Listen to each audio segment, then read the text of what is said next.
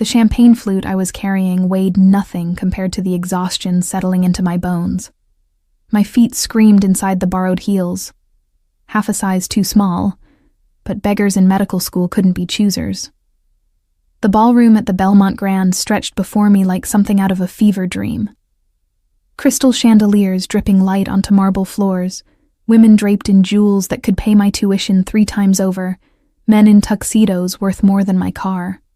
I was invisible here, just another server weaving through the crowd with a practiced smile, offering canapés to people who wouldn't remember my face 5 seconds after I walked away.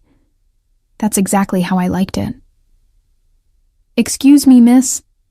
A hand shot out, fingers closing around my wrist with enough pressure to make me stop. The man attached to those fingers was maybe 50, silver-haired, wearing a smile that made my skin crawl. Richard Castellano. I'd heard whispers about him from the other servers. Real estate mogul. Married. Handsome. "You're much prettier than the champagne you're serving." I pulled my wrist back firmly but politely. Years of dealing with handsy customers at various jobs had taught me the dance. "Thank you, sir. Can I get you anything else?" "Your number would be nice." His eyes traveled down my body with the subtlety of a freight train. "Not on the menu, I'm afraid." I kept my voice light, professional, already calculating my exit route. The kitchen was 20 feet to my left, the main exit obscured by at least 50 guests. "Everything has a price, sweetheart." He moved closer, and I caught the sharp tang of expensive scotch on his breath. "What's yours?" My jaw tightened. "Self-respect. Turns out it's priceless." His expression darkened, fingers reaching for my arm again. I stepped back, ready to make a scene if necessary. Scholarship be damned, when a presence materialized beside me. Not beside me, behind me. A wall of expensive cologne, and barely contained danger that made the air itself feel different. "There you are, Bella." The voice was velvet over steel, Italian accent threading through perfect English. "I've been looking everywhere for you."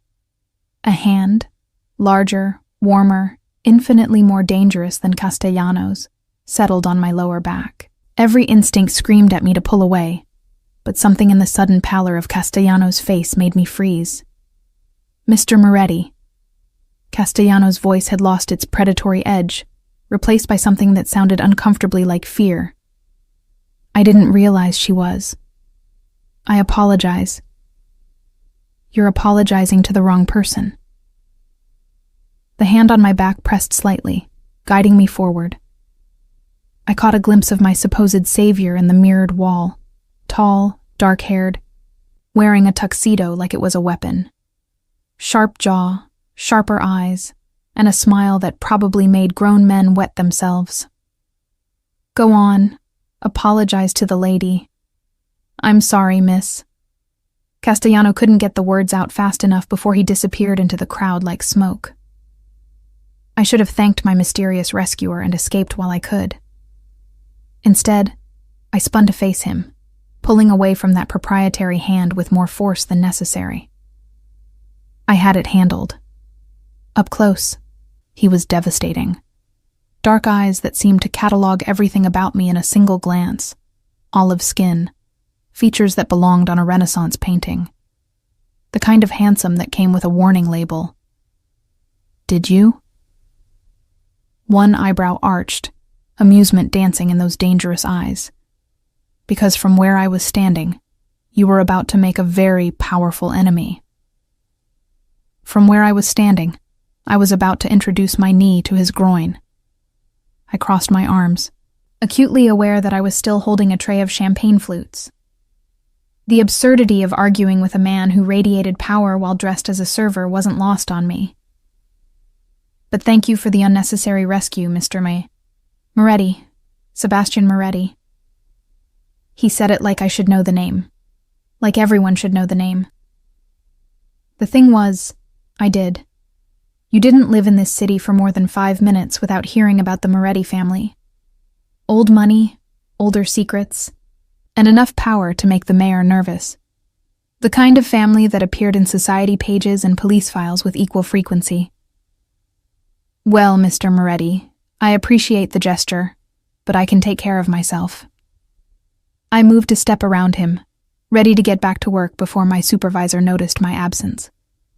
His hand caught mine, not grabbing, just touching, fingers wrapping around my wrist with surprising gentleness.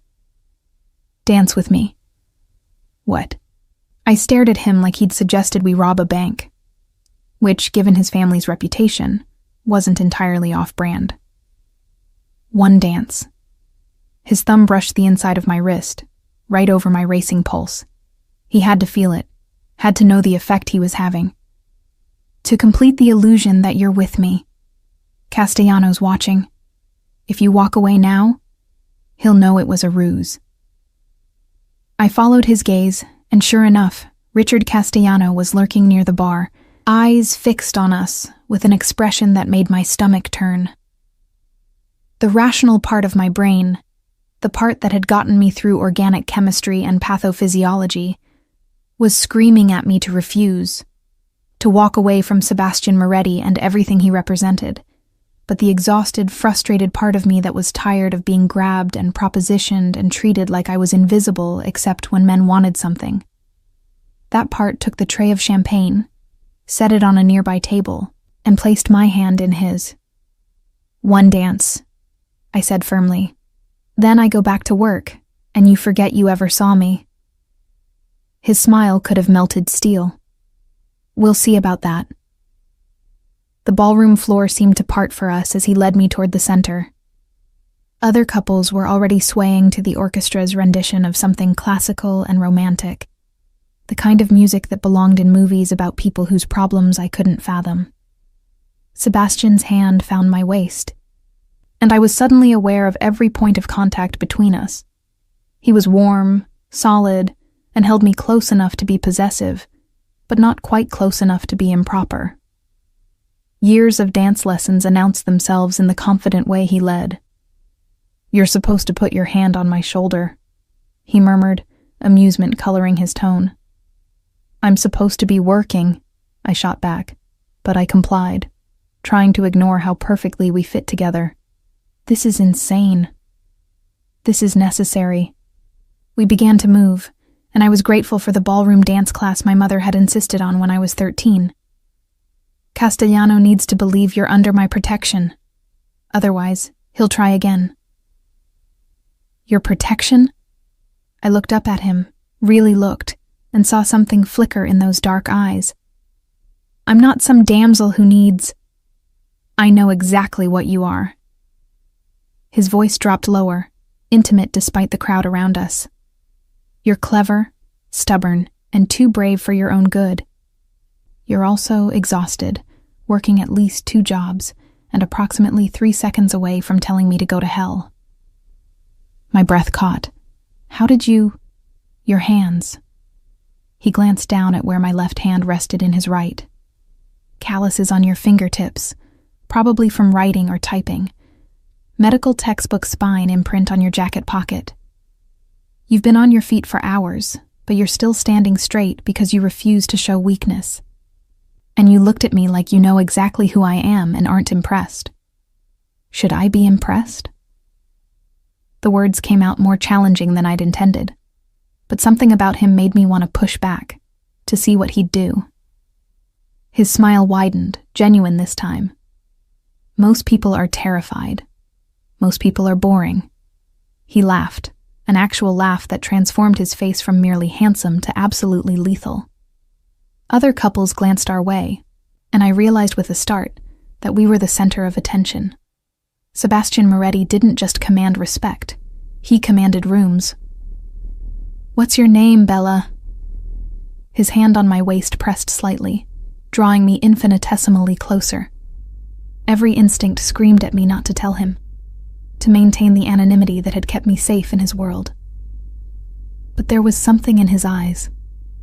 Curiosity mixed with something darker, more intense, that made me reckless. Sophie. Sophie Reed. Sophie. He said it like he was tasting wine, rolling it around to savor the flavor. It suits you. Strong but soft. I'm not soft. No. His gaze traveled over my face with an intensity that made me feel exposed. You're steel wrapped in silk. Dangerous combination. Says the man who just terrified a real estate mogul with 3 words. Richard Castellano is a coward who preys on women he thinks are powerless. Something cold entered Sebastian's expression, turning him from charming to lethal in a heartbeat. He needed to understand that you're not. Because I'm with you? I couldn't keep the skepticism from my voice. Because you're you. The orchestra swelled, and he spun me smoothly, pulling me back against him with practiced ease. But the perception of my protection doesn't hurt. In this world, appearance is everything. What world is that exactly? I knew the answer, but I wanted to hear him say it. His smile turned sharp. The one where power matters more than morality, where alliances are built on fear and broken with blood. The world your medical school professors pretend doesn't exist. You mean the criminal underworld. I held his gaze, refusing to look away despite the warning bells clanging in my head. I prefer to think of it as alternative governance. He was teasing now, but there was truth underneath the humor. The law handles some disputes. I handle others. By breaking the law, by operating in the spaces between laws. He leaned closer, breath warm against my ear. But let's not pretend the legitimate world is any less corrupt. At least I'm honest about what I am. I should have been afraid, should have pulled away and run back to my safe, legal, ordinary life. Instead, I found myself intrigued, dangerously intrigued. And what are you, Sebastian Moretti? His name felt strange on my tongue, too intimate, too familiar. Tonight? His hand slid up my spine, leaving heat in its wake. I'm the man who's very interested in why a medical student is serving champagne at a charity gala. Student loans aren't going to pay themselves. There are easier ways to make money. Legal ways? I challenged. I was going to say safer. The song was ending. Couples around us beginning to separate and applaud the orchestra. Serving drinks to men like Castellano is dangerous. So is dancing with men like you. His laugh was low, appreciative. Probably more so. He should have released me, should have let me return to work. Instead, he held my gaze, still swaying slightly even though the music had stopped. Have dinner with me. Absolutely not. Lunch then. Breakfast. Coffee. He was relentless, but his smile suggested he was enjoying my resistance. I'm very flexible. I'm very busy. Everyone's busy. Prioritize me. The sheer arrogance should have been infuriating. Instead, I felt my lips twitch toward a smile. Why would I do that? Because you're curious. His thumb brushed across my knuckles, a small touch that sent electricity up my arm. Because you want to know what happens next. Because you're brave enough to find out. Or stupid enough. There's a fine line.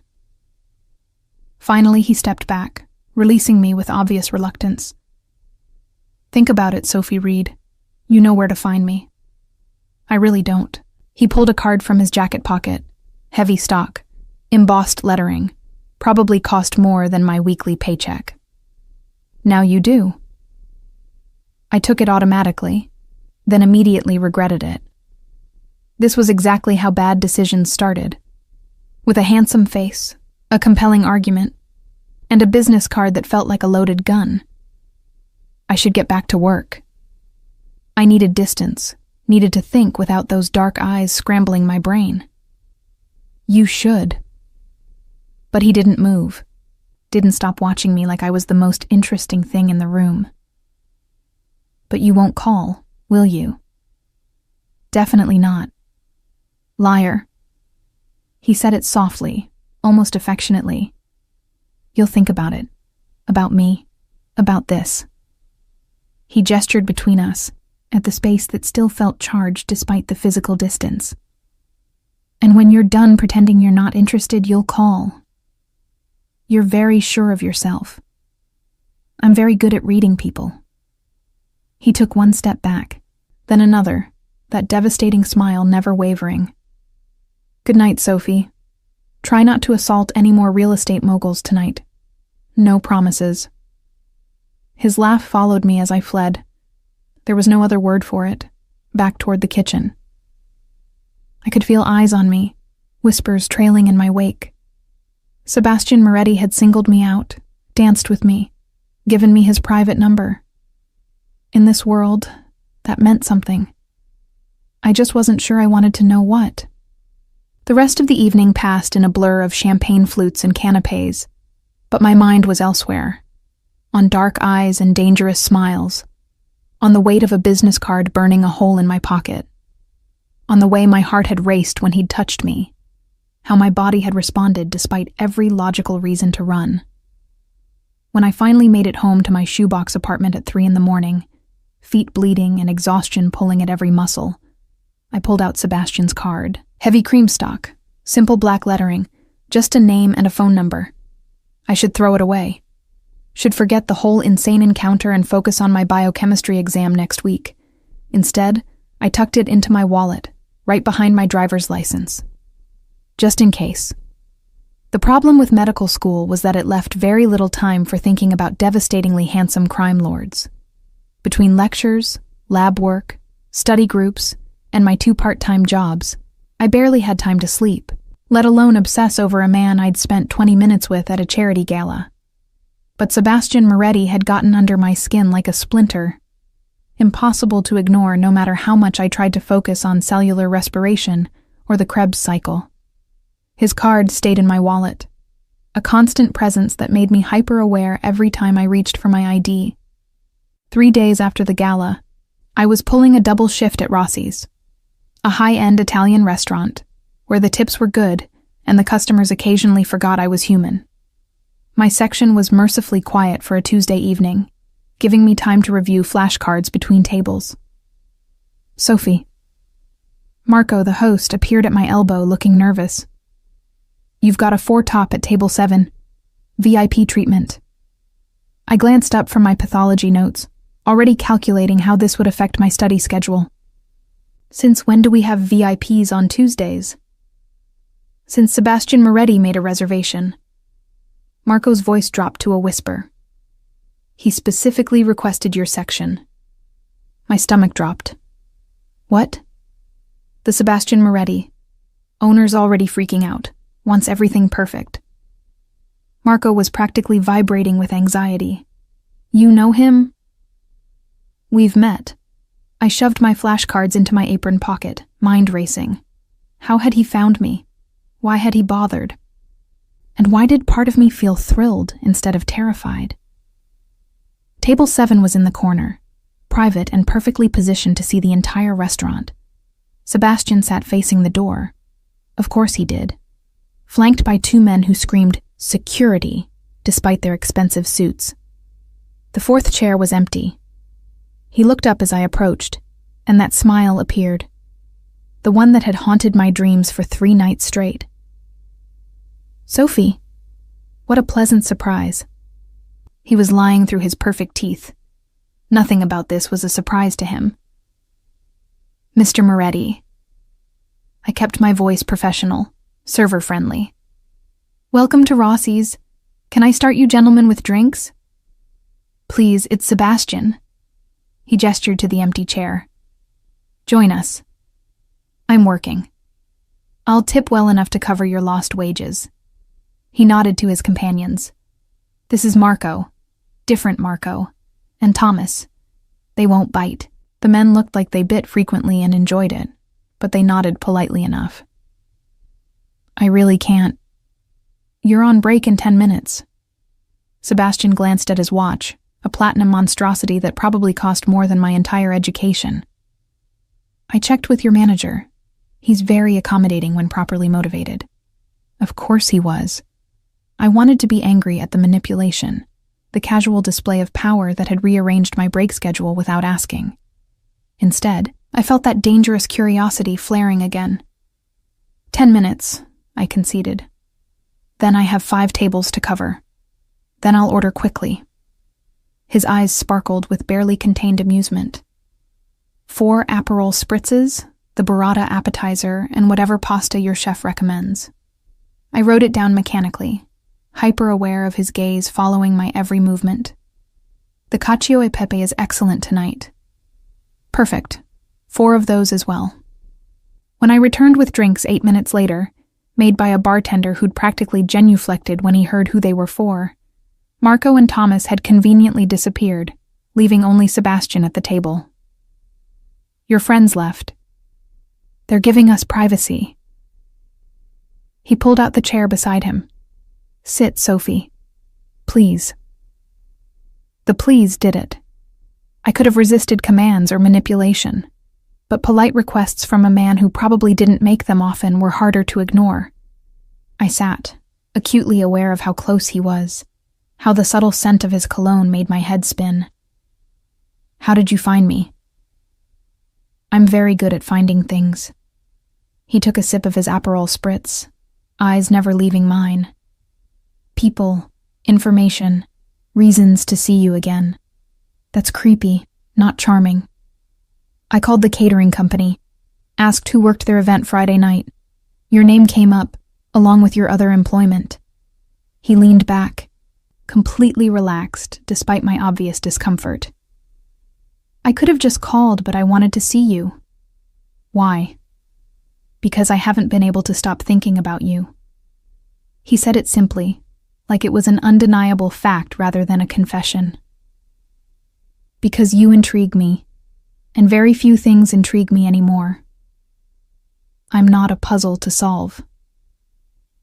No, you're a brilliant woman working herself to exhaustion because the system is broken and medical school is prohibitively expensive. His expression shifted, became more serious. You're someone who deserves better than being pawed at by men like Castellano. I can handle men like Castellano. I know. His smile returned. That's part of what intrigues me. You're fierce, Sophie. You don't back down, even when you probably should. The burrata arrived, interrupting whatever I might have said. The server, Antonio, who'd worked at Rossi's for 15 years, practically bowed as he set down the plate. Eat with me, Sebastian said once we were alone again. You're on break anyway. I shouldn't. Every logical bone in my body said to politely excuse myself and maintain professional distance. But I'd skipped lunch, breakfast had been a protein bar at 6 a.m., and the burrata looked incredible. Fine. I broke off a piece of bread, dragged it through the creamy cheese. The taste exploded on my tongue, rich, decadent, exactly what my depleted system needed. This doesn't mean anything. Of course not. He mirrored my action, and we ate in surprisingly comfortable silence for several moments.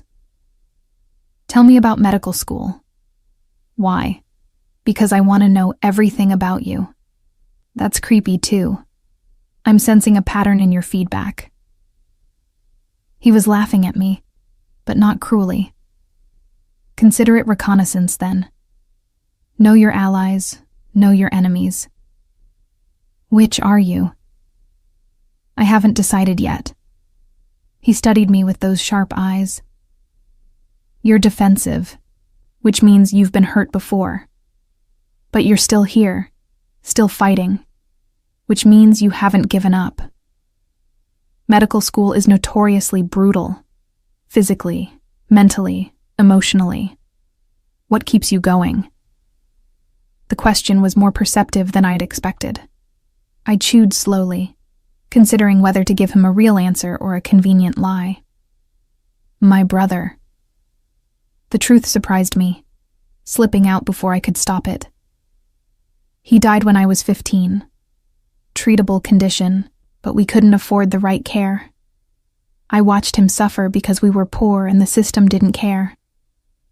I met Sebastian's gaze, daring him to show pity, So now I'm going to be the doctor who does care, who treats people regardless of their ability to pay. Something shifted in his expression. Recognition, maybe, or respect. Noble goal. Naive goal, according to most of my professors. Naive and noble aren't mutually exclusive. He finished his drink, signaled for another round without breaking eye contact. The world needs more people who haven't learned to compromise their ideals, says the man who runs a criminal empire. I prefer to think of it as a family business with aggressive expansion strategies. The humor was back, deflecting. And I do more for this city than most politicians. By breaking the law, by providing services the law can't or won't. He leaned forward, intensity radiating from him. Protection for businesses the police ignore. Justice for victims the courts fail. Order in chaos. That's a convenient rationalization. It's the truth. No smile now, just brutal honesty. I'm not a good man, Sophie. I've done things that would horrify you. But I'm honest about what I am. And I take care of my people. Is that what you want? To take care of me? I couldn't quite keep the sarcasm from my voice. Among other things. His gaze dropped to my lips, lingered, then returned to my eyes. I want to know what makes you laugh. What you dream about besides medicine. Whether you prefer coffee or tea, sunrise or sunset, violence or mercy. That's quite a list. I have time. I don't. I glanced at my watch. My 5-minute break had stretched to 12. I need to get back to work. Have dinner with me. Properly this time, not while you're working. Sebastian, 1 meal. No expectations, no pressure. He pulled out another card. This one with an address handwritten on the back. Friday night. I'll send a car at 7. I didn't say yes. You didn't say no. He stood as I did, towering over me in a way that should have felt threatening, but instead felt protective. Think about it. What's the worst that could happen? I could think of about 50 terrible outcomes, ranging from caught in mafia crossfire to fall hopelessly for dangerous criminal. But what came out was, I could have a terrible time. His smile could have lit the room. Then I'll have failed spectacularly. But I don't think that's what you're really afraid of. He was right, damn him. I was afraid of having a wonderful time, of wanting more, of falling into his orbit and losing myself in the process. The rest of my shift passed in a haze. Sebastian and his men ate their pasta, left a tip that made my manager practically weep with joy, and disappeared into the night. The card with the address burned in my pocket like a live coal. I made it until Thursday before I caved. Standing in my apartment at midnight, surrounded by anatomy textbooks and the crushing weight of student debt, I pulled out my phone and the card with Sebastian's number. My fingers hovered over the keys. This was stupid. Reckless. Exactly the kind of thing that derailed promising medical careers and ended with newspaper headlines about brilliant student found dead in apparent mob hit. I typed, "This is Sophie. What's the dress code for Friday?" The response came within 30 seconds. "Cocktail attire. I'm very pleased you texted." "Don't be. I'm just confirming details." "Of course. I'll have the car pick you up at 7. I sent him my address, then immediately regretted it. He probably already knew it, had probably known it since the gala, but giving it freely felt like a surrender. "Sophie? Yes? I'm looking forward to Friday." Despite everything, I smiled at my phone like an idiot. Try not to get arrested before then. No promises. Friday arrived too quickly and not quickly enough. I spent the morning in classes, the afternoon studying, and the evening second-guessing every decision that had led to this moment. My wardrobe was tragically unprepared for cocktail attire. I finally settled on a simple black dress, borrowed from my roommate, who'd demanded full details afterward, and the same 2 small heels from the gala. Hair up or down? Down. Up looked too formal.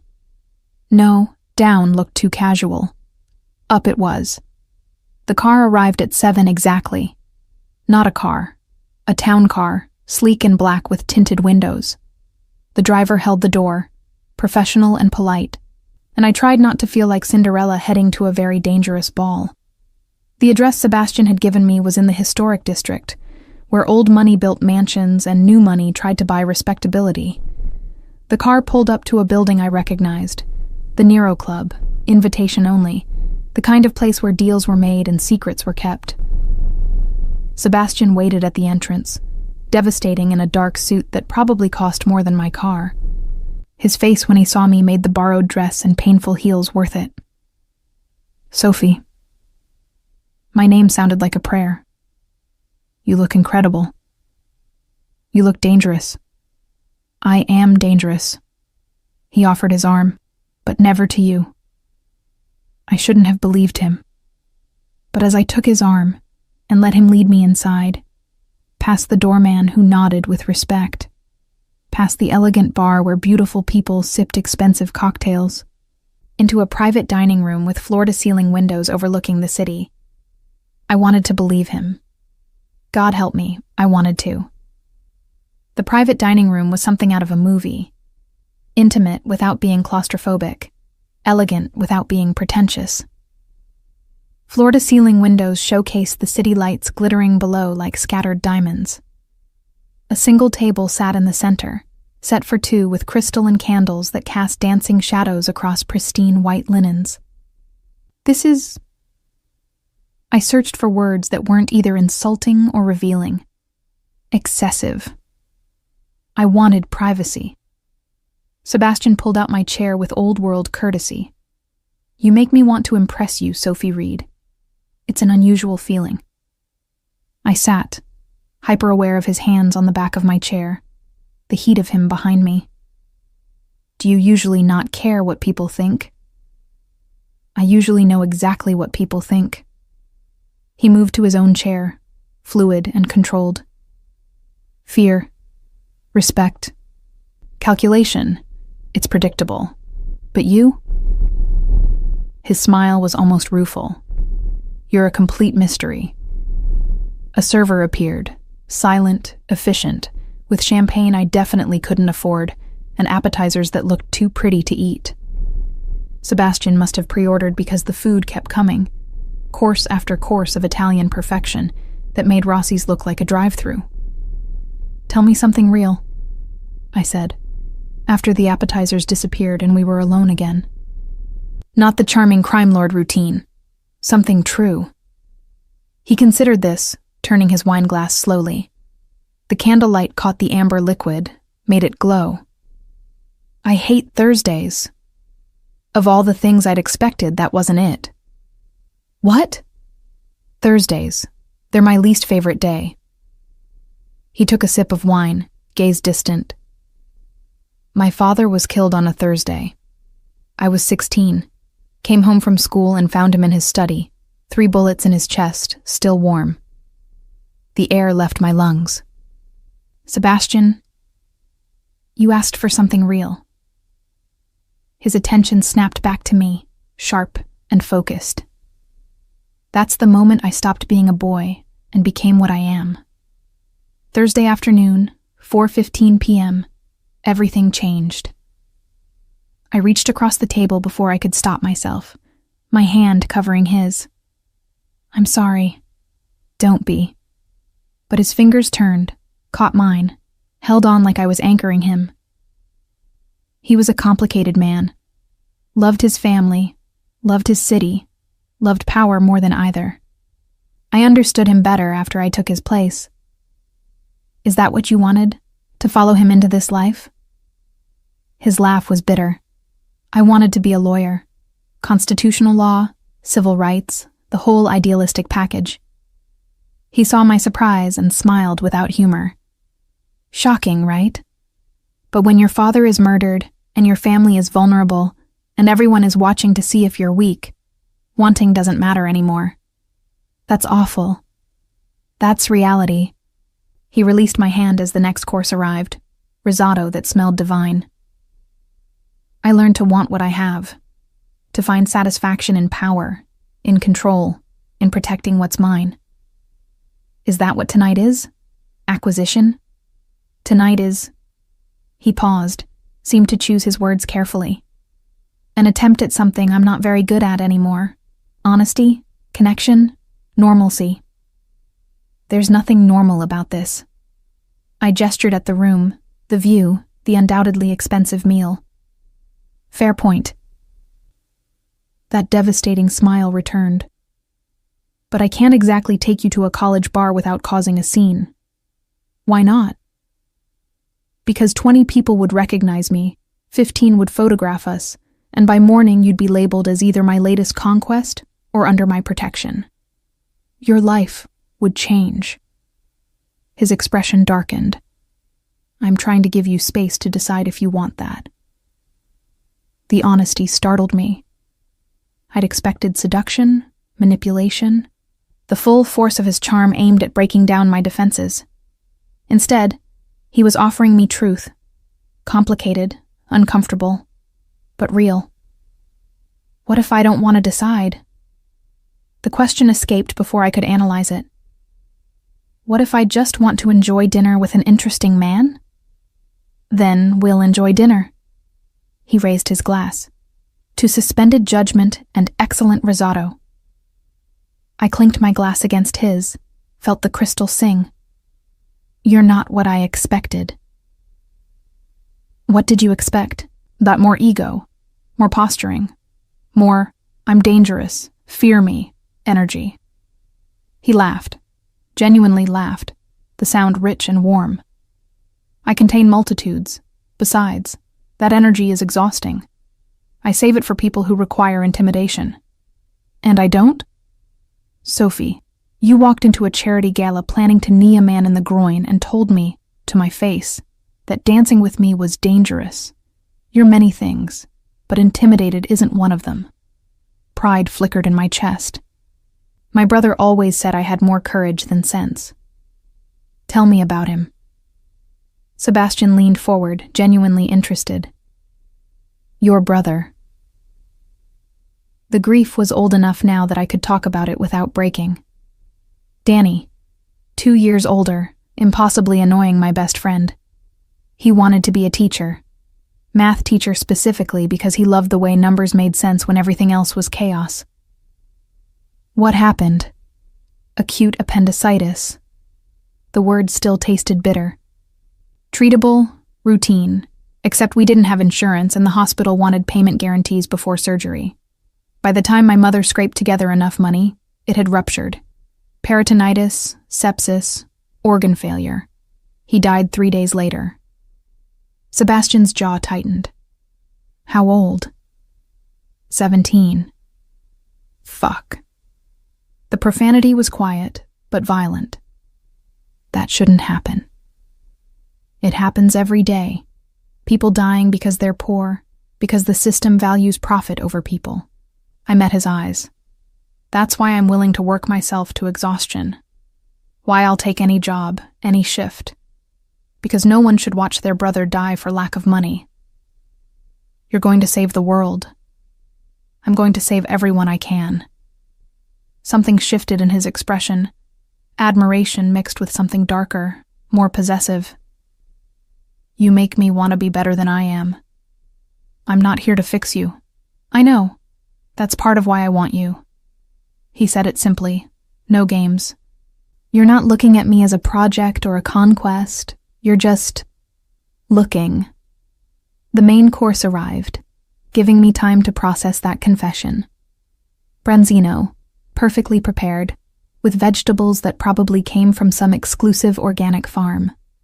We ate in comfortable silence for several minutes, the city lights glittering below us like we were floating above the world. Can I ask you something? I finally ventured. Anything. What happens after tonight? Sebastian set down his fork, giving the question the weight it deserved. That depends entirely on you. That's not an answer. It's the only answer I have. He reached across the table, not grabbing but offering his hand palm up. An invitation. I'm interested in you, Sophie. More interested than I've been in anyone for years. But I'm also aware that my life is complicated and dangerous, and not conducive to normal relationships. I placed my hand in his, felt his fingers close around mine. What if I don't want normal? Then we'll figure out extraordinary together.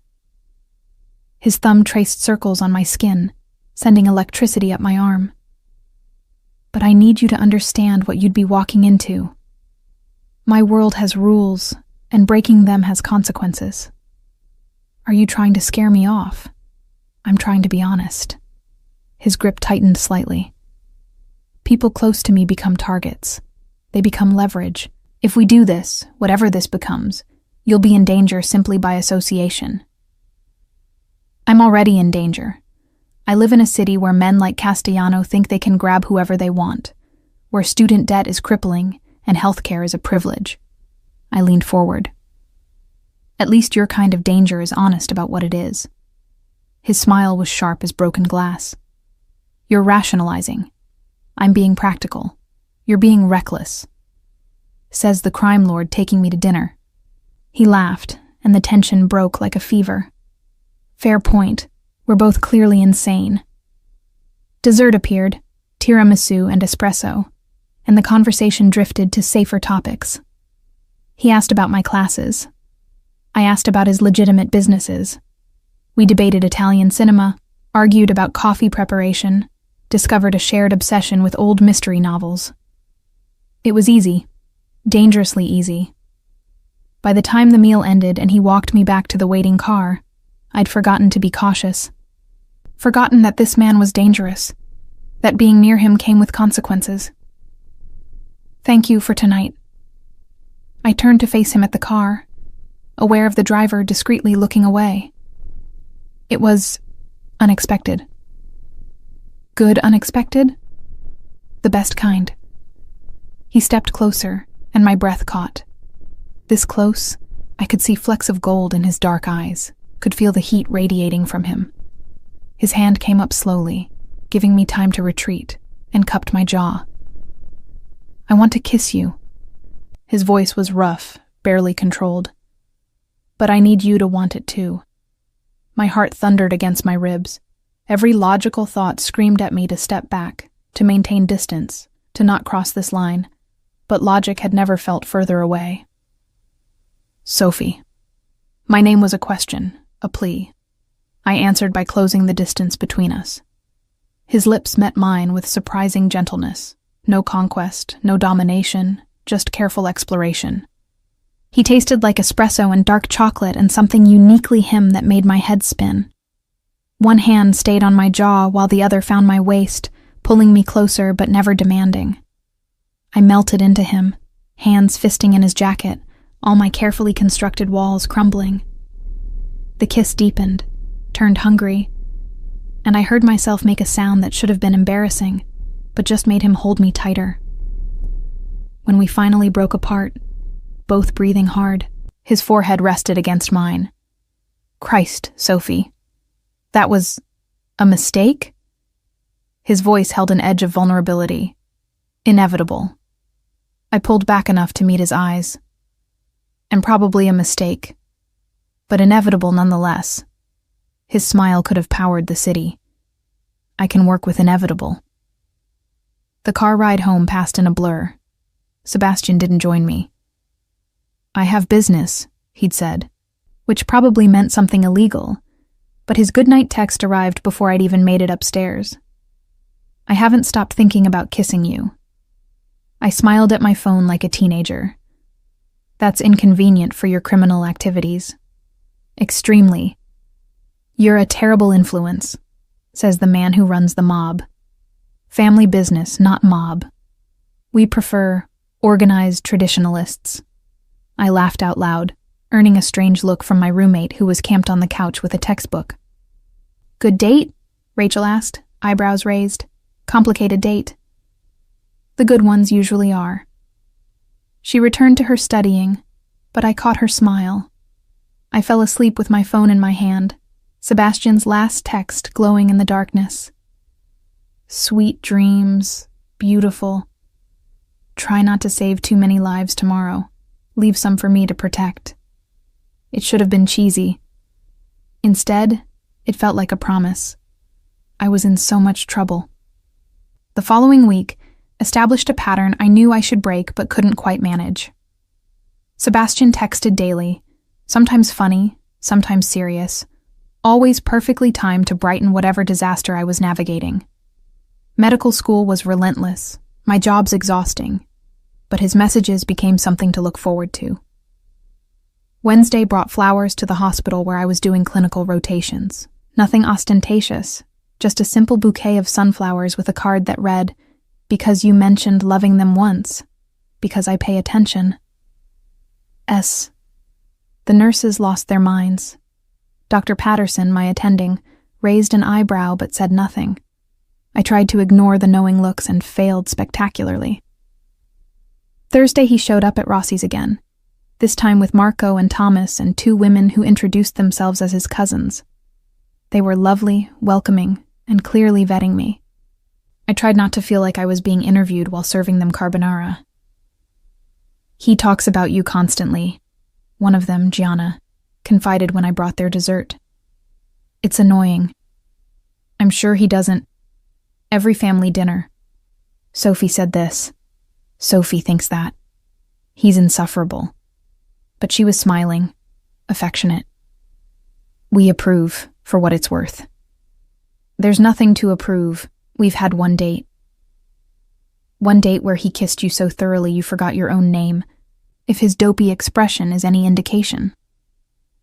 She grinned at my expression. "He's my cousin. I can tell." By Friday, I'd convinced myself I needed to establish boundaries. Sebastian was consuming too much mental real estate, distracting me from school and work and everything that actually mattered. Then my student loan payment bounced. I stared at the email in horror, calculating and recalculating numbers that refused to work. I'd been so careful, had budgeted down to the dollar, but an unexpected textbook expense and a slow week at Rossi's had thrown everything off. The penalty fees would cascade into other bills. I'd be behind for months, maybe have to defer a semester, lose my clinical placement. My phone rang. "Sebastian." "Hey," I answered, trying to keep the panic from my voice. "What's wrong?" He heard it anyway. "Nothing. Just student stuff." "Sophie." His voice went firm. "What's wrong?" And somehow the whole story spilled out. The bounced payment, the cascade of problems, the very real possibility of having to delay my education. I didn't mean to tell him, didn't want to seem like I was asking for help. But he listened, silent and attentive, until I ran out of words. "How much?" he asked when I finished. "Sebastian, no." "How much do you need?" "I'm not asking you for money." "I know. I'm offering." His tone left no room for argument. "How much, Sophie?" 5,000 would cover the immediate problem. 10 would give me breathing room. I hated how my voice cracked. "But I can't." "Yes, you can. It's already done." "What?" "I'm transferring 15,000 to your account. It should clear within the hour." My heart stopped. "Sebastian, absolutely not. I can't accept." "Consider it an investment in the city's medical future. You're going to be an incredible doctor, and I'm ensuring you get there." "That's not... People will think... I don't want anyone thinking I'm with you for your money." His laugh was bitter. "Trust me, no one who knows you would think that. You've turned down every advantage I could offer. You work yourself to exhaustion rather than accept help. This isn't about money, Sophie. It's about removing an obstacle so you can focus on what matters. I'll pay you back, if you must." He sounded amused.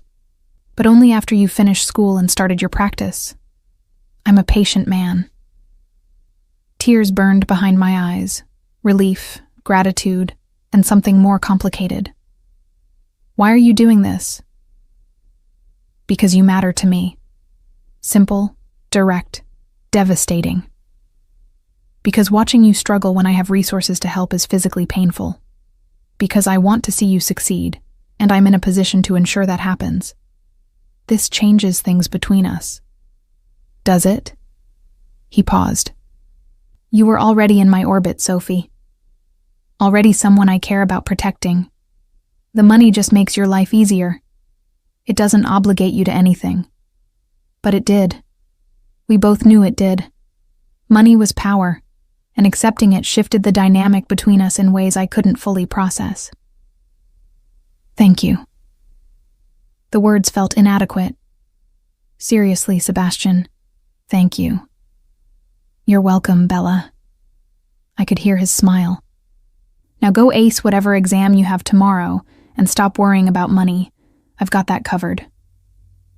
After we hung up, I checked my account. $15,000, cleared and waiting. More money than I'd ever had at once. I should have felt relieved. Should have felt grateful. Instead, I felt trapped. Like I'd crossed a line I could never uncross. Accepted a gift that came with invisible strings. But when my landlord called about next month's rent, and I could pay it without panic, those strings started feeling more like safety nets. Maybe that's how it always started. One compromise at a time, until you looked up and realized you'd traded your independence for security. Or maybe I was overthinking it. Maybe Sebastian really was just helping. No ulterior motives, no hidden agenda. The problem was, I'd never been very good at self-deception. And I was starting to realize that when it came to Sebastian Moretti, I was willing to deceive myself about quite a lot. The money sat in my account like a ticking bomb for 3 days before I used any of it. Not because I didn't need it. My student loan company was sending increasingly threatening emails. But because accepting it felt like stepping off a cliff into water I couldn't see the bottom of. You're being ridiculous, Rachel declared on Sunday morning, watching me stare at my laptop screen for the 100th time. He gave you money with no strings attached. Pay your bills and move on. There are always strings. Maybe with normal people, but this guy runs a criminal empire. If he wanted something from you, he'd just take it. She paused. Actually, that's terrifying. Forget I said that. But she had a point. Sebastian had numerous ways to manipulate or control me if that's what he wanted. The money felt more like care, which was somehow more terrifying than coercion. I paid my student loans, covered rent for 3 months, bought the medical textbooks I'd been putting off, put the rest in savings for the inevitable next crisis. The relief was immediate and overwhelming. For the first time since starting medical school, I could breathe without calculating how many shifts I needed to cover basic expenses. My phone buzzed. You paid your loans. Good. I stared at the text, something cold slithering down my spine. How do you know that? I may have asked my accountant to confirm the transfer went through properly. That's invasive. That's thorough. I wanted to make sure you actually used it. I should have been angry, should have felt violated. Instead, I felt seen. Like he understood that I would torment myself with guilt, rather than accept help. So he'd check to ensure I did. Thank you. Again. I know I keep saying it. But thank you. Stop thanking me. Come to dinner Thursday. My place this time. Your place? Don't worry. Marco and Thomas will be there. Fully chaperoned. I'm making dinner. You cook? I contain multitudes, remember? Say yes. I should have said no. Should have established boundaries, maintained distance. Instead, what time? 7. I'll send the address. Thursday found me standing outside a brownstone in the historic district, second-guessing every life choice that had led to this moment. The building was elegant. Old money elegant. The kind that whispered, rather than shouted wealth. Sebastian answered the door himself, wearing jeans and a Henley that should have made him look casual, but instead made him look dangerously touchable. Sophie, come in. The interior was stunning. Exposed brick, modern furniture that somehow complemented the historical architecture, art that looked suspiciously like actual museum pieces. But it also felt lived in. Books stacked on tables, a sweater thrown over a chair, photographs of people who must be family. "This is beautiful," I said honestly. "It's home." He led me toward the kitchen, where something smelled incredible. I bought it after my father died, needed space that was mine, not weighted with his memory. Marco and Thomas were already there, chopping vegetables with surprising competence.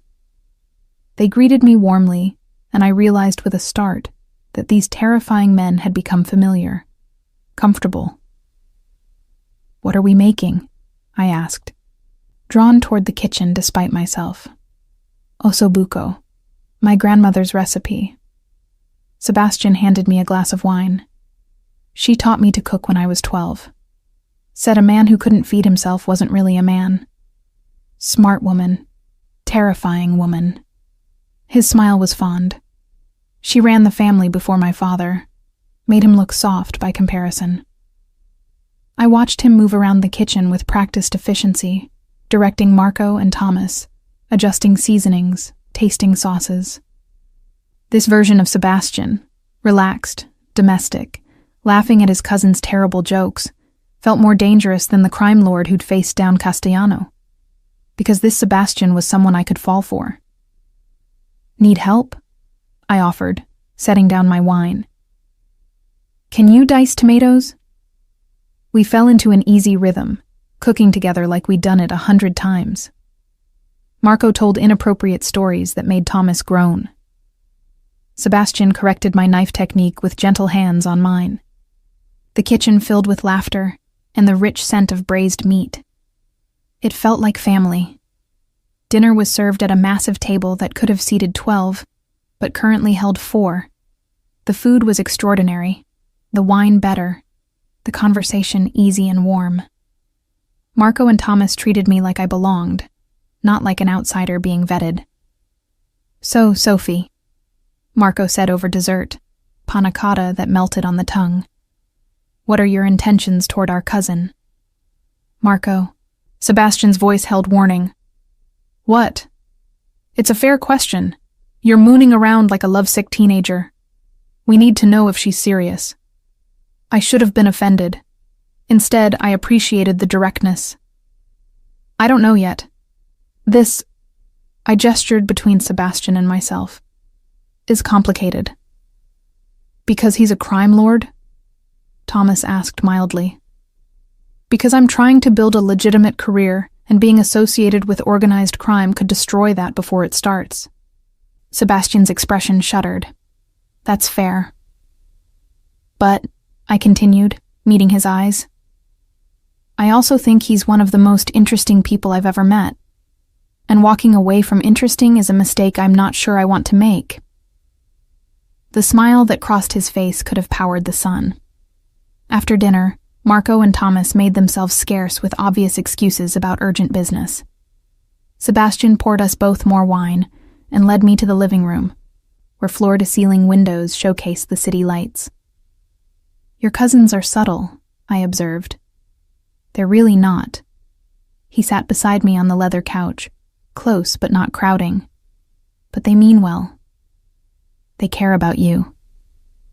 Family is everything in my world. His hand found mine, fingers interlacing. It's the only thing that matters, really. Power, money, territory, those are tools. Family is the purpose. "Tell me about them, your family." So he did. About his grandmother who'd terrorized the city with iron will and sharp intelligence. His father who'd tried to balance tradition with progress and died for it. Marco and Thomas and Gianna and a dozen other cousins, uncles, aunts, a sprawling network of people bound by blood and loyalty. "You love them," I said softly. "More than anything." He turned to face me fully. "Which is why I need you to understand the risk. People know that family is my weakness. They'd use you to get to me. I can take care of myself. I know, but I'm asking you not to have to. His free hand came up, cupped my jaw with devastating tenderness. Let me protect you, Sophie. Not because you need it, but because it would kill me if something happened to you because of me. That's a lot of pressure. That's honesty. His thumb brushed across my cheekbone. I'm trying to be smart about this, to give you outs, to make sure you understand what you're walking into. But the truth is, I'm already in too deep. I care about you, and in my world, that makes you a target. What if I don't care about being a target? Then you're braver than I am. He leaned closer, breath warm against my lips. Or crazier. Both, probably. He kissed me then, slow and deep and perfect. Not the hungry desperation of our first kiss, but something more profound. Like a promise, like a confession, like a question that only I could answer. When we broke apart, his forehead rested against mine. Stay tonight. My heart stuttered. Sebastian, not like that. I mean, stay for a movie, for conversation, fall asleep on my couch if you want. He pulled back enough to meet my eyes. I'm not ready for you to leave yet. The vulnerability in that admission undid me. This powerful, dangerous man who controlled half the city was asking me to stay like I was the one with power. Okay, I whispered. I'll stay. We ended up watching old noir films on his ridiculously comfortable couch, me tucked against his side like I belonged there. He explained the cinematography. I mocked the dialogue, and somewhere around 2 a.m. I fell asleep with his arm around me and his heartbeat steady beneath my ear. I woke to sunlight streaming through windows, and Sebastian's jacket draped over me like a blanket. He was in the kitchen, making coffee, wearing the same clothes from last night. Did you sleep? I asked, voice rough from sleep. I had business calls. He turned, and the smile that crossed his face when he saw me rumpled and confused in his living room was worth every complication. Coffee? Please. I stretched, tried to finger comb my hair into something presentable. What time is it? 7. I figured I'd let you sleep until you had to leave for class. He handed me a perfect cappuccino. Your 8 a.m. is pathophysiology, right? I blinked. How do you know my schedule? I pay attention. He sat beside me, his own espresso in hand. You mentioned it Tuesday. Said you were dreading the exam. He was right. I had mentioned it. But the fact that he'd remembered, had adjusted his morning to accommodate my schedule, felt significant. I should go. I didn't move. You should. He didn't move either. We sat in comfortable silence, drinking coffee as the city woke up around us. It felt domestic, settled, like something we'd been doing for years rather than weeks. Sophie? His voice was serious. Yeah? I know this is complicated. I know you have a million reasons to walk away, but I need you to know. He set down his cup, turned to face me fully. I'm all in. Whatever this becomes, however you want to do this, I'm here. No pressure, no expectations. Just here. My chest felt too tight. That's terrifying. I know. His smile was crooked, almost shy. But true nonetheless. I should have been logical. Should have listed all the reasons this couldn't work.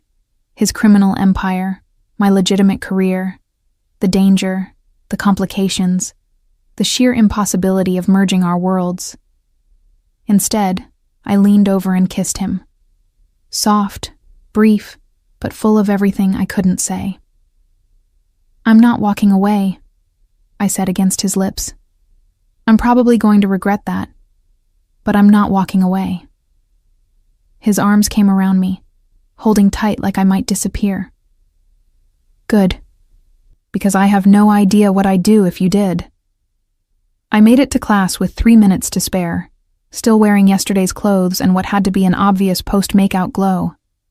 Rachel took one look at me and burst out laughing. You stayed over.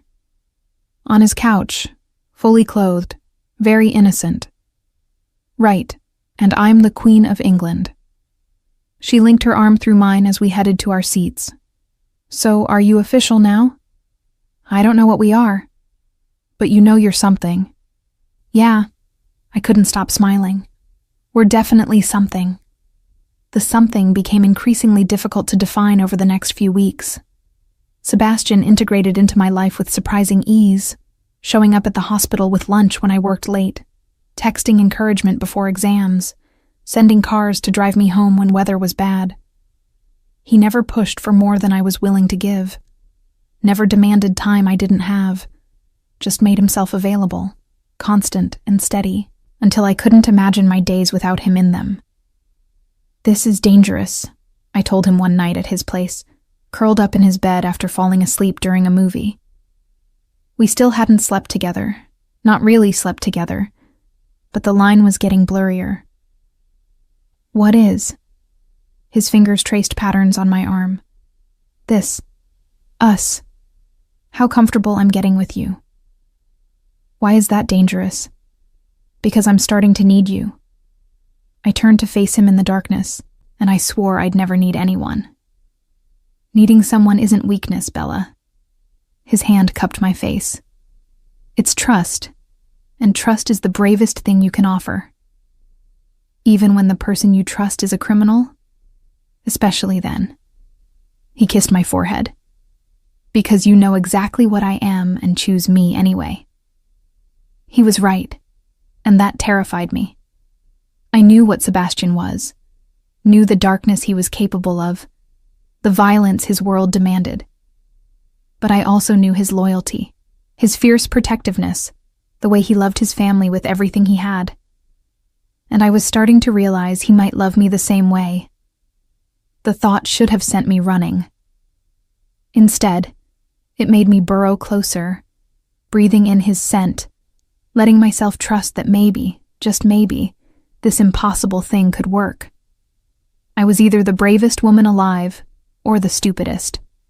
Probably both. But as Sebastian's arms tightened around me and his breath evened into sleep, I couldn't bring myself to regret a single choice that had led me here, even if I should. The thing about falling for someone in the criminal underworld is that violence doesn't announce itself. It doesn't send invitations or RSVPs. It just shows up, uninvited and bloody, and reminds you that choosing this life means accepting its darkest parts. I learned that lesson 3 weeks after spending the night at Sebastian's place. Really spending the night. Crossing that final line we'd been dancing around since the first kiss. I was leaving the hospital after a grueling 12-hour shift when Marco appeared at my car, expression grim in a way that made my stomach drop. Sophie, I need you to come with me. What happened? My medical training kicked in before panic could. Is someone hurt? Sebastian's fine, but we need to get you somewhere safe. His hand was on my elbow, firm, but not rough. There's been a situation. The car ride to Sebastian's brownstone took 15 minutes that felt like hours. Marco wouldn't elaborate beyond, wait for Sebastian, which meant it was bad, really bad. Sebastian met me at the door, and relief crashed through me so violently I nearly stumbled. He was intact, unmarked, no visible injuries, but his expression was pure murder. What happened? I demanded, letting him pull me inside. Castellano happened. His voice was ice. He came after you. The floor seemed to tilt. What? Sebastian led me to the living room, sat me on the couch with careful hands that contradicted his violent expression. One of his men followed you from the hospital tonight. Marco intercepted him before he could approach you, but the message was clear. What message? That you're not under my protection, that you're fair game. His jaw clenched hard enough to hurt. He's trying to force my hand, to make me choose between your safety and starting a war. What does that mean? But I knew, had known since the first night that Sebastian's world operated on different rules, where women became pawns and violence was negotiation. It means I need to eliminate the threat, Sebastian crouched in front of me, hands on my knees. And I need you to let me. Eliminate? The euphemism was clear. You mean kill him. I mean remove him from the board in whatever way ensures he can never touch you. His eyes bored into mine, dark and absolutely certain. I won't apologize for that, Sophie. This is what protecting you looks like in my world. I should have been horrified, should have run screaming from the man calmly discussing murder like it was a business decision. Instead, I found myself asking, will it start a war? Possibly. His honesty was brutal. Castellano has alliances, connections. Taking him out will have consequences. Then don't. The words came out stronger than I felt. Don't start a war because of me. Sophie? I mean it, Sebastian. I'm not worth people dying over. My hands covered his, squeezing tight. There has to be another way. There isn't. His voice was flat, final. He threatened you. In my world, that has one response. Your world is insane. Yes, he didn't deny it. But it's my world, and you're in it now. That means I protect you with everything I have. Even if it costs lives? Even then. He stood, began pacing like a caged predator. You need to understand something, Bella. I've built my entire empire on reputation and respect. If people think they can threaten what's mine without consequences, everything crumbles. The peace I've maintained, the order, it all falls apart. So, I'm a symbol? Anger sparked in my chest. A pawn in your power games? You're the woman I love. The words dropped like bombs, stopping my tirade cold. And I will burn this entire city to the ground before I let anyone hurt you. My heart stopped, started, raced. You love me? Of course I love you. He said it like it was obvious, like I should have known all along. I've been in love with you since you threatened to knee a real estate mogul in the groin while holding a champagne tray. You're fierce and brilliant and completely impossible, and I love every infuriating part of you. Tears burned behind my eyes. That's not fair. Nothing about this is fair. He returned to me, cupped my face with hands that had probably killed but held me like I was made of glass. But it's true.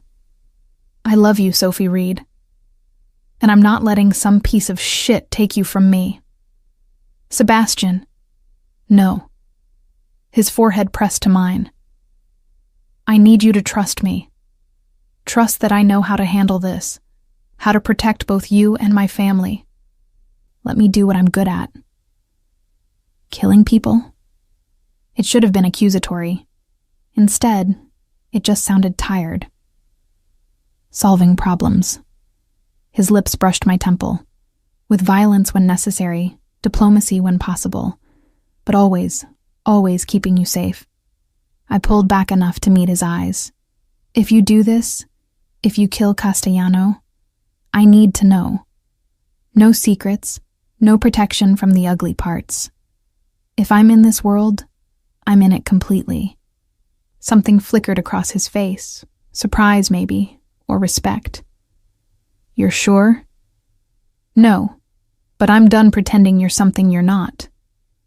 I took a shaky breath. I love you too, you terrifying criminal. And if that means accepting the violence, then I accept it. But no more protecting me from truth. His kiss was desperate, claiming, full of relief and love and promises neither of us could keep. When we broke apart, he rested his forehead against mine, breathing hard. I love you, he repeated. God, Sophie, I love you so much it terrifies me. Good. I managed a watery laugh. Because I'm absolutely terrified too. The next 48 hours were a masterclass in criminal diplomacy. Sebastian moved like a chess master, calling in favors, making deals, applying pressure in places I couldn't see. Marco and Thomas became my constant shadows, polite but immovable, ensuring I was never alone or vulnerable. I went to class, to clinicals, to work, with armed guards trailing at a discreet distance. My professors pretended not to notice. My colleagues whispered but didn't ask. Everyone understood that being under Sebastian Moretti's protection meant not asking questions. On the third night, Sebastian came home covered in blood that wasn't his. I was in his kitchen making tea. Because I'd somehow acquired keys to his place and spent more nights here than my own apartment, when he walked through the door, his suit was ruined, his knuckles split, and his eyes held the kind of coldness that made lesser men flee. "Is he dead?" I asked, proud that my voice didn't shake. "No." Sebastian stripped off his jacket, tossed it in what I was learning was the evidence disposal pile. "But he wishes he was." "What happened?" I paid him a visit, made it clear that touching you, even thinking about touching you, would result in consequences he couldn't survive. He moved to the sink, began washing blood from his hands with practiced efficiency.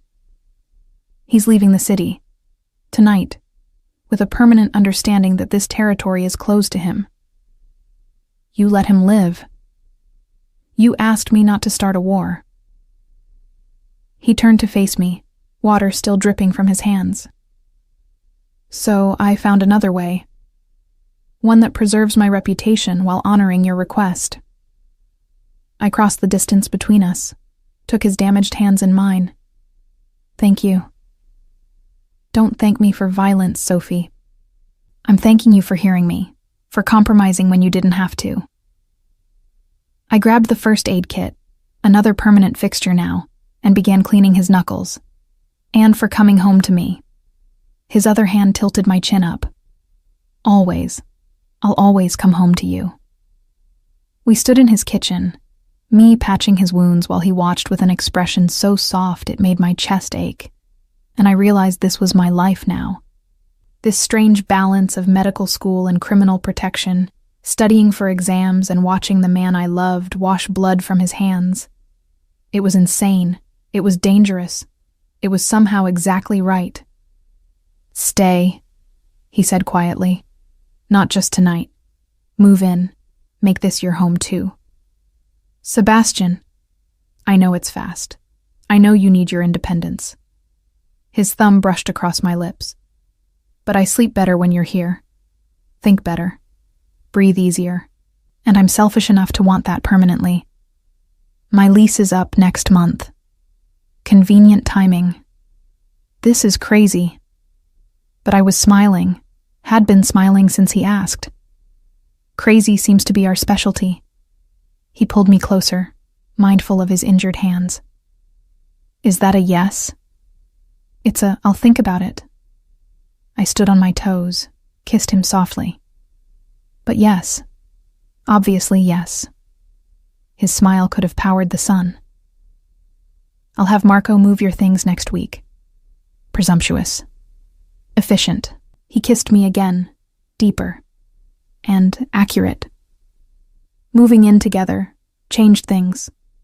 Made the relationship undeniably real in ways that terrified and thrilled me. I integrated into Sebastian's life completely, meeting more family members, attending dinners where criminal business was discussed over pasta, becoming someone they protected instinctively. Medical school continued its relentless pace, but with Sebastian's financial support, I could focus on studying instead of juggling 3 jobs. My grades improved, my stress decreased. My professors noticed, approved, started discussing residency programs I'd only dreamed of. You're doing it, Rachel said one afternoon between classes. Becoming the doctor you always wanted to be. With mob money, I reminded her. With support. She squeezed my hand. Stop punishing yourself for accepting help. You're brilliant, Sophie. You were always going to make it. Sebastian just made the journey less agonizing. She was right, but the guilt lingered. Until Sebastian caught me staring at financial aid applications one night and physically removed my laptop. Stop, he said firmly. You earned your place in medical school. The money just means you get to focus on learning instead of survival. It feels like cheating. It's privilege, which you deserve but didn't have until now. He pulled me into his lap, wrapped his arms around me. Let me give you this, Sophie. Let me make your life easier in the ways I can. You've given me too much already. Impossible. His lips found my neck. I'd give you the world if you asked. I don't want the world. I turned in his arms, straddled his lap, watched his eyes darken. I just want you. You have me. His hand slid up my thighs. Every dangerous criminal part of me. Yours. We made love on the couch, then again in bed, and I fell asleep thinking that maybe accepting help wasn't weakness. Maybe it was trust. Maybe love meant letting someone carry you when you'd been carrying yourself for too long. 3 months of domestic bliss shattered on a Tuesday morning when I was leaving for clinical rotations. The explosion destroyed my car. I wasn't in it. Sebastian had insisted I wait inside while Marco pulled the vehicle around, a precaution he'd started implementing after the Castellano incident. But the fireball that consumed my Honda Civic in the driveway made my ears ring and my knees buckle. Sebastian was on me instantly, covering my body with his, shielding me from debris. When the smoke cleared, he was already on his phone, barking orders in Italian while Marco and Thomas secured the perimeter with guns I'd known they carried, but never seen drawn. Inside. Now. Sebastian's voice left no room for argument. The next few hours were chaos. Police, firefighters, federal agents who looked at Sebastian with barely concealed hostility. A bomb squad examined the wreckage. Someone, enemy or rival, or just collateral damage, had tried to kill me, or kill Sebastian through me. Castellano? I asked when we were finally alone, safe in his reinforced study, while guards patrolled every entrance. Unlikely. He's too smart to break our agreement. Sebastian was on his third whiskey, hands shaking slightly, the only sign of how close he'd come to losing me. This is someone else, someone sending a message. What message? That I'm vulnerable, that loving you makes me weak. He drained his glass, poured another. They're not wrong. Sebastian, you should leave. The words came out broken. Go somewhere safe, somewhere they can't reach you. I'll give you money, new identity, whatever you need. No. Sophie, they tried to kill you. They tried to kill us. I moved to him, took the glass from his hand, forced him to look at me. And I'm not leaving. We deal with this together or not at all. You could die. So could you. Every single day. I cupped his face, felt the tension thrumming through him. I chose this life knowing the risks. I'm not running at the first sign of danger. This isn't danger. This is war. Then we fight. I kissed him hard, pouring every ounce of conviction into it. Together, you and me and your scary cousins, we find whoever did this, and we end the threat. You're insane. I'm in love with you. Same thing. I pulled back, met his eyes. I trust you to protect me. Do you trust me to be strong enough to stay? His arms came around me, crushing me against his chest. I trust you. God help me. I trust you with everything. Then stop trying to send me away and start figuring out who wants us dead. His laugh was slightly unhinged. How did I fall in love with the most stubborn woman in the city? You have excellent taste, I suggested. Terrible taste. The absolute worst. But he was smiling now, that dangerous edge returning to his expression. Okay, we do this together, but you follow security protocols without argument. Deal. And if I say run, you run. Not happening. Sophie. Together, Sebastian. All of it. Or not at all. He searched my face, looking for cracks in my resolve. When he found none, he kissed me like I was air, and he was drowning. Together, he agreed against my lips. Even if it kills me. It won't. I tried to sound more confident than I felt. Because we're smarter than whoever's coming for us. I hoped I was right. Because somewhere out there, someone had declared war on the most dangerous man in the city. And they'd made the fatal mistake of thinking that targeting me would make him weak. They were about to learn exactly how wrong they were. The war room, because that's what Sebastian's study had become, hummed with controlled chaos. Maps covered every surface, photographs pinned to boards, faces of potential enemies circled and crossed out as intelligence filtered in. Marco coordinated with various lieutenants via encrypted phones. Thomas ran background checks on anyone who'd shown interest in Sebastian's operations recently. Gianna monitored social media and news outlets for unusual patterns. And I studied, because finals waited for no one, not even for car bombs and assassination attempts. "This is surreal," I muttered, highlighting a passage about cardiac pathology while Sebastian discussed tactical responses to potential threats 3 feet away. "Welcome to my world, Bella." He didn't look up from the reports he was reviewing. "How's studying going?" "Great if the exam includes questions about surviving explosions and identifying criminal rivals."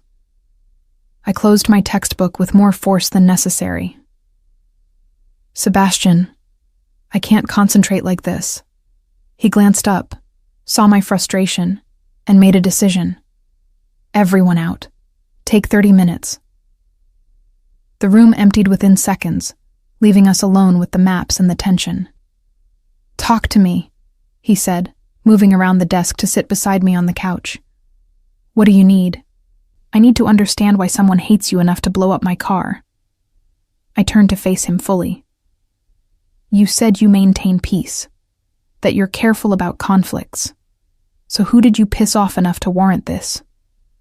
His jaw tightened. I've been asking myself the same question.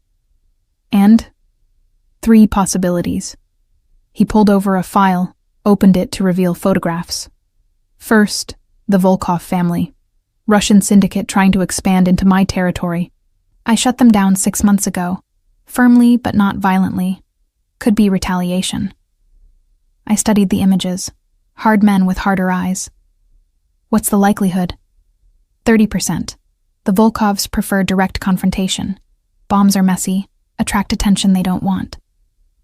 Second option? Antonio Russo, former lieutenant who thought he deserved my position. Sebastian's expression darkened. I exiled him rather than killing him. Mercy I'm now regretting. He has motivation and means. Percentage? 40. His ego was always his weakness. Coming after you would be his style. Hurt me where I'm vulnerable. And the third? Sebastian hesitated, which immediately raised my alarm. Richard Castellano. I thought you had an agreement. We do, but agreements only work if both parties honor them. He ran a hand through his hair, frustrated. I may have been more thorough in my warning than I initially told you. My stomach dropped. How thorough? He may have lost several fingers and his ability to have children. Sebastian's voice was flat, unapologetic. He came after you. I made sure he understood the consequences. Jesus, Sebastian. Don't! His eyes snapped to mine, hard and uncompromising. Don't look at me like I'm a monster for protecting you. He would have done worse, would have hurt you in ways that... He cut himself off, jaw clenched. I took a breath, processed, remembered who I'd fallen in love with. Okay. So Castellano had motivation for revenge. 30% probability, but if it's him, he's working through proxies. His allies have gone quiet since the incident. So we have 3 enemies and no proof. I rubbed my temples, trying to think logically while my heart raced. What's the plan? I'm pressuring all 3 simultaneously, making it clear that whoever tried to kill you just signed their death warrant. His hand found mine. Squeezed. But I need you somewhere safe while I work. We've had this argument. I'm staying. Sophie. No. I stood, began pacing. You want me safe? Fine. But hiding me away doesn't solve the problem. Whoever did this needs to believe they failed completely, that I'm not scared, not running, not giving them satisfaction. Sebastian watched me with an expression I couldn't read. What are you suggesting? I'm suggesting we make a statement. The idea formed as I spoke. Your family has that charity gala next week, right? The annual fundraiser? Yes. But there's no way I'm bringing you to. That's exactly where you bring me. I turned to face him fully. You parade me around like nothing happened. Show everyone that their attempt failed, that we're stronger than ever. Make them desperate. Desperate enemies make mistakes, he finished slowly. Understanding dawned in his eyes. You want to draw them out. I want them to know they failed. And I want to stand beside you publicly, so everyone understands that I'm not a weakness. I'm a partner. You'll have a target on your back. I already do. At least this way I'm controlling the narrative. I moved to him, straddled his lap, forced him to look at me. I'm not fragile, Sebastian. I'm smart and capable and tired of being treated like something that needs protecting in a locked room. His hands gripped my hips, probably harder than he intended. If anything happens to you, it won't, because you're the best at what you do, and what you do is keep people safe. I kissed him softly. Trust me. Trust us. I trust you. He pulled me closer, buried his face in my neck. I'm just terrified of losing you.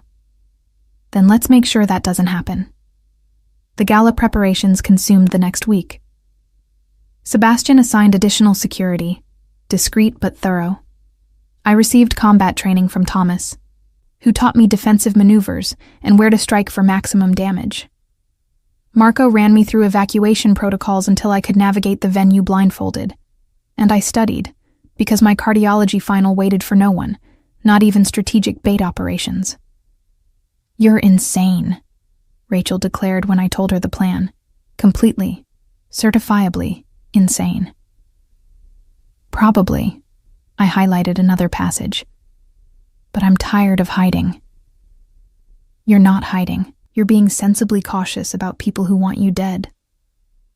Same thing. I closed my textbook, met her worried gaze. I need to do this, Rach. Need to prove I'm not just Sebastian's weakness.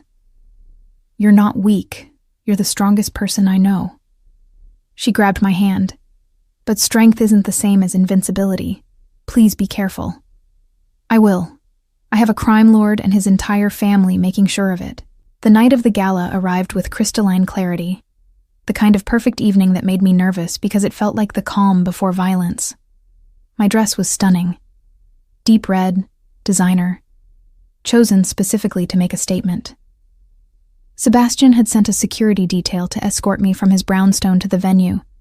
He met me at the entrance, devastating in a tuxedo that probably cost more than my first semester of medical school. But it was the expression on his face when he saw me that made my breath catch, possessive and proud and fiercely loving.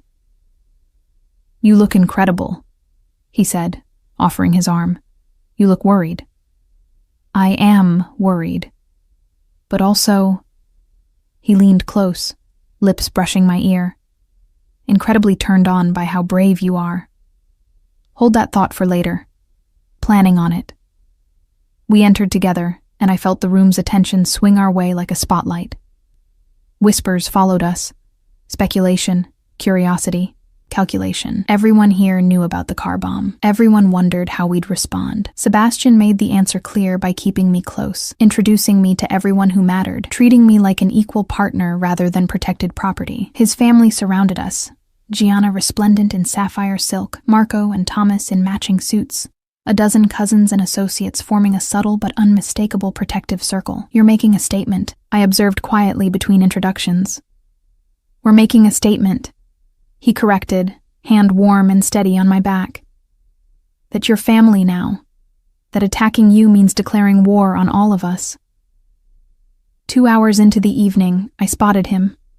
Antonio Russo, former lieutenant turned exile, lurking near the bar with eyes full of rage and recognition. He saw me notice him, and his smile was sharp as broken glass. "Sebastian," I said quietly. "I see him." Sebastian's voice went cold. "Stay close. Marco, Thomas, with me." But as we moved toward Russo, the lights went out. Panic erupted immediately. Screams, crashes, the chaos of 100 people plunged into darkness. I felt Sebastian's hand tighten on mine, heard him shouting orders in Italian. Emergency lights flickered on, casting everything in eerie red. And then I saw them. 4 men, moving through the crowd with purpose. One headed for Sebastian. The other 3 were coming for me. Training kicked in before thought. I grabbed a champagne bottle from a nearby table, absurd weapon but all I had, and swung it at the first man's head. Glass shattered. He staggered. Marco appeared from nowhere, gun drawn, putting the man down with brutal efficiency. The second attacker grabbed my arm. I remembered Thomas's lessons. Elbow to the face, knee to the groin. Don't think. Just move. He released me with a howl. Thomas finished him. The third was smarter, or more desperate. He caught me around the waist, knife appearing from somewhere, blade pressing against my ribs. "Move and she dies," he shouted. Everything stopped. Sebastian froze mid-fight, the man he'd been systematically destroying forgotten. The entire room seemed to hold its breath. "Let her go." Sebastian's voice was death itself. "Let her go, and I'll make it quick." "You'll let me walk out of here," the man demanded, "or I gut her right now." I felt the knife point pressing harder, breaking skin. Felt warm blood trickling down my side. Saw Sebastian's face transform into something barely human. And I made a decision. I stopped fighting, went completely limp. The sudden dead weight made my captor stumble, knife shifting away from vital organs.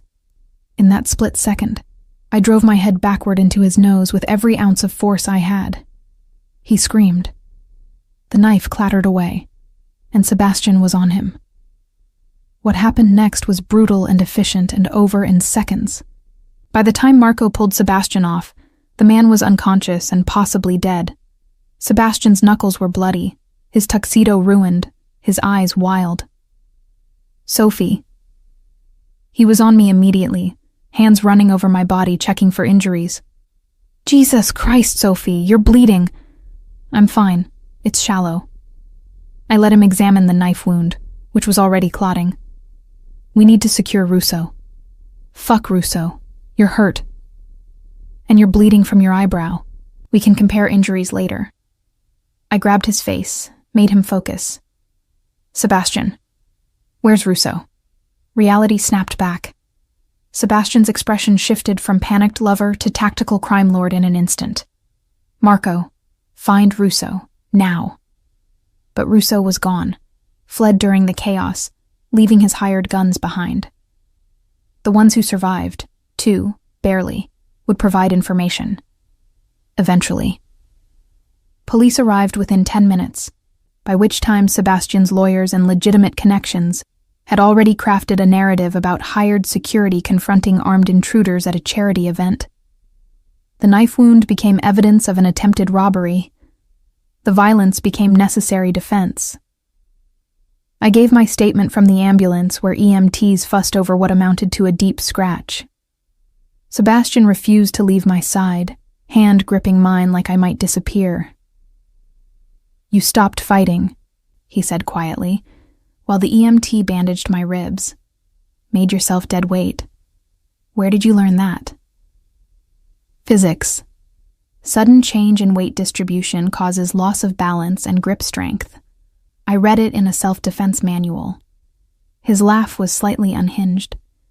"You used physics to escape a knife-wielding hitman.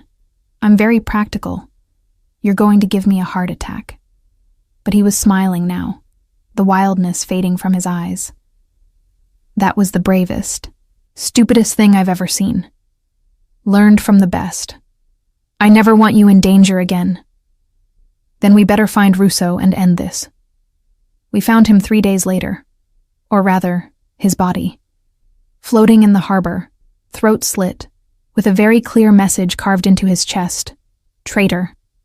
Not our work, Marco confirmed when Sebastian got the call. Someone else got to him first. Volkov or Castellano? I asked from where I sat at Sebastian's desk, supposedly studying but mostly failing to concentrate. Neither. Sebastian studied the crime scene photos with a frown. This is internal. Someone in Russo's own organization turned on him. Why? Because he failed spectacularly and became a liability. He set down the photos, pinched the bridge of his nose. Or because someone wanted to curry favor with me by delivering justice. That's twisted. That's business. He moved to where I sat, pulled me up and into his arms. But it's over.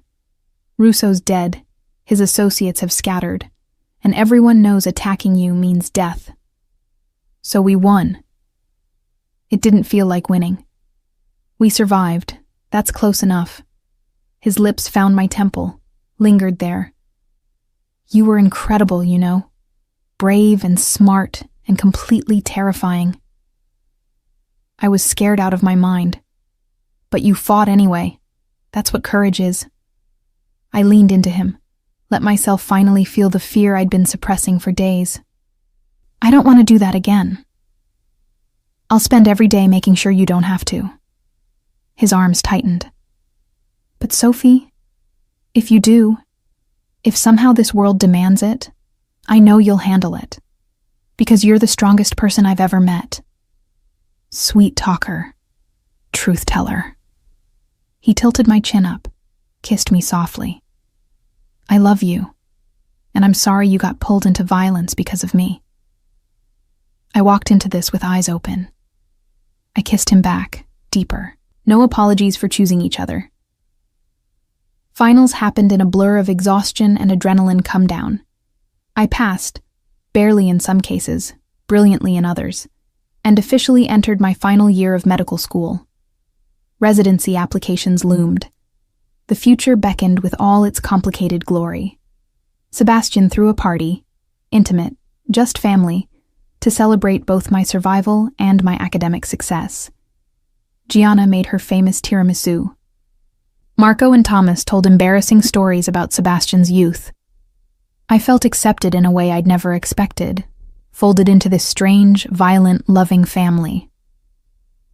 You're one of us now, Gianna said quietly, finding me alone on the terrace overlooking the city. Not because you're with Sebastian, but because you fought for family. That matters. I don't regret it. I surprised myself by meaning it. Any of it. Good. Because my cousin is completely gone for you. It's actually adorable and kind of nauseating. I laughed, felt some of the tension finally leave my shoulders. He's not so bad. He's the best. Her expression went serious. But also the most dangerous. Don't forget that, Sophie. Love him. Trust him. But never forget what he is. I won't. I met her eyes. I can't. It's who he is, and I love all of it. Even the parts that terrify me. Then you'll be fine. She squeezed my shoulder. Welcome to the family, Dr. Reed. Later, in Sebastian's bed with the city lights casting shadows through the windows, I traced the still healing cut on my ribs and thought about choices and consequences. Regrets? Sebastian asked, reading my mind like always. About us? Never. I turned to face him, studied the man I'd chosen despite every logical reason not to. About becoming someone who fights at charity galas and dates crime lords? Occasionally. But I'm happier than I've ever been. More myself than I've ever been. I kissed him, soft and sure. You make me brave, Sebastian. Make me believe I can have everything. Career and love and purpose. You can. His hand cupped my face. You will, and I'll be right beside you, making sure nothing stops you. My own personal crime lord cheerleader. Exactly. Very intimidating cheerleading. He pulled me closer. I love you, Sophie Reed. My brave, brilliant, absolutely impossible woman. I love you too. I settled against his chest, listening to his heartbeat steady beneath my ear. My dangerous, devoted, surprisingly domestic criminal. We fell asleep tangled together. Two impossible people who'd found each other against all odds and refused to let go. The next morning, I woke to Sebastian making breakfast and arguing with Marco about territorial disputes. I had a surgery to observe at 9 and a study group at 2. Somewhere between medical school and criminal empire, we'd built something that shouldn't work but somehow did. Coffee, Bella? Sebastian offered, perfectly domestic, despite the gun visible in his shoulder holster. Please. I accepted the mug, kissed him good morning. What's the crisis today? Nothing we can't handle. He returned to his conversation, one hand staying on the small of my back. This was my life now, strange and dangerous and perfectly mine. I'd chosen this path knowing the risks, accepting the consequences, and I'd do it again in a heartbeat, because some connections were worth fighting for. Some love was worth the danger. And Sebastian Moretti, criminal and protector and impossible man, was absolutely worth everything.